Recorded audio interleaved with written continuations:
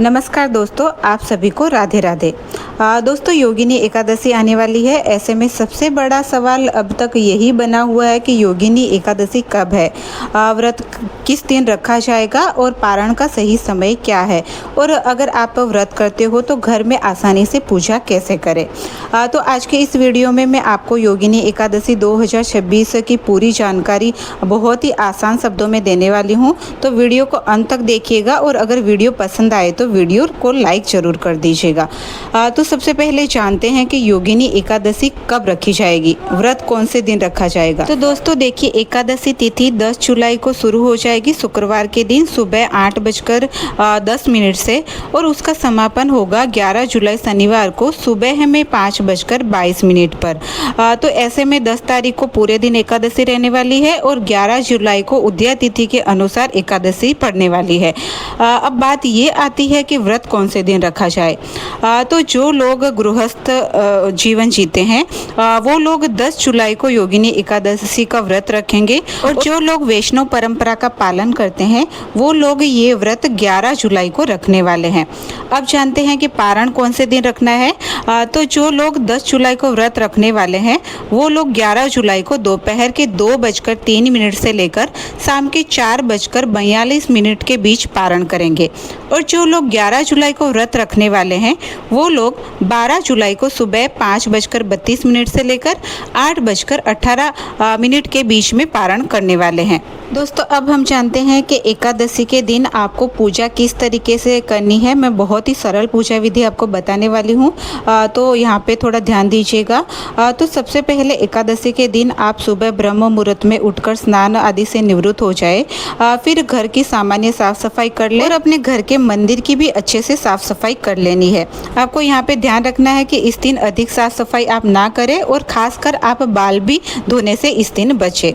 इसके बाद आप सूर्य भगवान को जल अर्पित कर दीजिए, तुलसी माता की पूजा कर लीजिए, और अपनी नित्य पूजा जो करते हैं अपने घर के मंदिर में वो पूरी कर लीजिए। अब अगर आप अलग से चौकी लगाकर पूजा करने वाले हैं तो आप चौकी लगाकर उस पर पीला वस्त्र बिछाकर भगवान विष्णु, माता लक्ष्मी या फिर लड्डू गोपाल को सबसे जरूरी आप गणेश जी को जरूर से विराजमान करें। अगर आपके पास में गणेश जी की तस्वीर है या फिर मिट्टी के गणेश जी बनाकर रखे हुए हैं तो उनको भी विराजमान करें, और अगर आपके पास में कोई भी गणेश जी का स्वरूप नहीं है तो आप सुपारी रखकर सुपारी को गणेश जी के रूप में सुपारी का पूजन कर सकते हैं।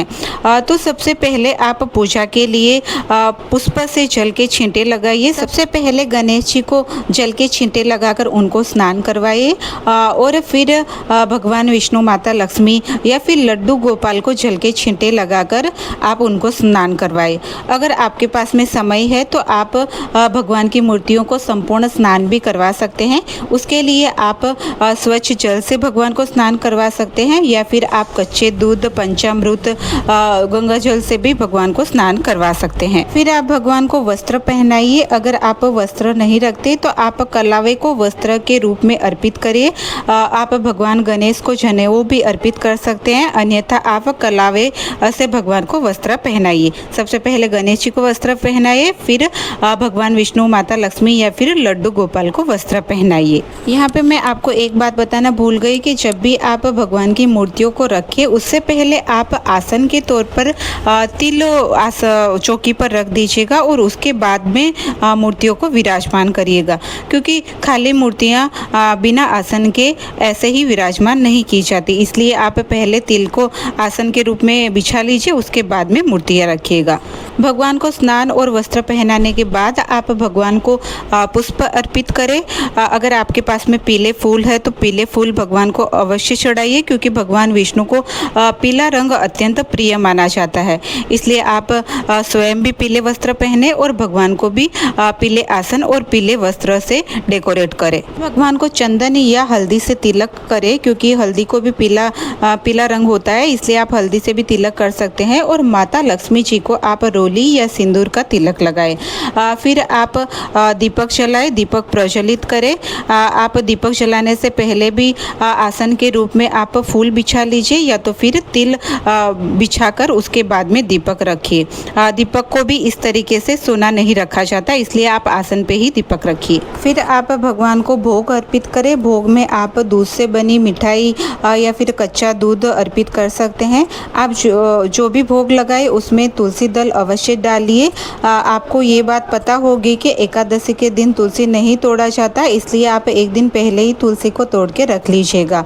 भोग में आप दूध के अलावा आप कोई फ्रूट भी रख सकते हैं, फ्रूट को भी आप भोग में लगा सकते हैं। उसके बाद भोग लगाने के बाद आपको एक पानी से भरा ग्लास अवश्य रखना है और वो ग्लास में भी आपको तुलसी दल अवश्य डालना है। अब पूजा समाप्त होने के बाद आप ओम नमो भगवते वासुदेवाय मंत्र का 108 बार माला जाप अवश्य करिए। और अगर आपको भगवान की आरती आती है तो भगवान की आरती करें। और अंत में आप हाथ में पुष्प या तिल लेकर योगिनी एकादशी की व्रत कथा अवश्य सुने। एकादशी के दिन आप मंत्रों का जाप करें, भजन कीर्तन करें और सात्विक वातावरण अपने घर में बनाए रखें। और पूरे दिन अगर आप निर्जल व्रत रख सकते हैं तो निर्जल रखिए, अन्यथा आप फलाहार कर भी ये व्रत कर सकते हैं। और आप अपनी शारीरिक क्षमता और सामर्थ्य के अनुसार व्रत रखें। फिर द्वादशी के दिन पारण से पहले आप अपनी श्रद्धा अनुसार दक्षिणा, अन्न, वस्त्र या अन्य दान किसी योग्य ब्राह्मण या जरूरतमंद को अवश्य दे और उसके बाद में व्रत का पारण करें। के अंत में हाथ जोड़कर भगवान से क्षमा याचना अवश्य करें कि हे प्रभु, पूजा में मुझसे जो भी भूल चूक हुई हो उसके लिए आप मुझे क्षमा करें और मेरी सभी मनोकामनाएं पूर्ण करें।